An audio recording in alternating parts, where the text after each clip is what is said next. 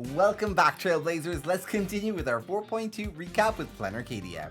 After making a deal with Sparksy where if she looks into Fullwish, we'll return her mask to her, and so she begins her investigation into Fullwish. Since the tavern doesn't exactly register fools, the best place to start is with Giovanni, as it seems he knows more about the fools than most, and he works with the vault, so if she ever left anything there should be some kind of record. But Sparksy comes up empty-handed. However, Giovanni suggests that we try the hospital, since she became a fool after the Bloodstained Games, and surely had some health concerns. It seems that when Fullwish first arrived, she hated the mask that she had received so much that she attempted to destroy it. However, it resulted in a simple crack that also seemed to leave a crack in the hospital wall. Apparently, no one that has entered the mask has returned themselves, and it seems like this is a perfect challenge for Sparksy. Inside, we see an hallucination of Fullwish getting her mask, included with a note. To the survivor, welcome to the world's end. Oh right, the way you cried on TV was truly hilarious.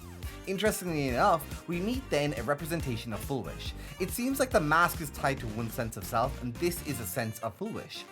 We see exactly how Fullwish managed to manipulate other fools as she tries this with Sparksy, with an attempted hallucination using her happiness syntax. However, Sparksy breaks free of it. Back on the Express, then Linus and their allies exchange information. Sunday and Ashvale have already made their way to the tower for the debate, and we also learn from Pearl that roughly 200,000 citizens have undergone the happiness surgery. The Trailblazer and Himiko head to the tower and meet up with Ashvale on Sunday. The entire floor of the tower does seem to be one giant stage and seems to be broadcasted live. It also seems that Sunday has spent his time trying to avenge the Sinwish Syndicate, and his investigation led him to join the Happy Smile Society. He reveals that nearly everyone there is clueless towards the Abundance involvement, but there is clear evidence that Fullwish manipulated Manny to join. We are interrupted when Fullwish goes live and addresses the public, carefully manipulating the narrative. Fullwish reveals that Dan Heng has been seen with Blade as Yan Zhao's most wanted criminal, putting the Astral Express's reputation in doubt. She reveals that she also found members infected with the flesh of abundance in the Happy Smile Society, and manipulates the narrative once more and making the Express seem like the bad guys. She proceeds to out Sunday as another supplicant as well.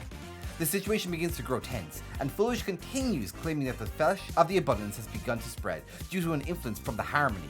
Chaos breaks out as citizens begin to transform into creatures of abundance, both inside the tower and outside.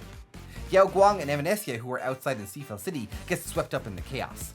Needing more information about the Phantos Moon games, Yao Guang and Evanescia return to the Phantos Moon courtyard.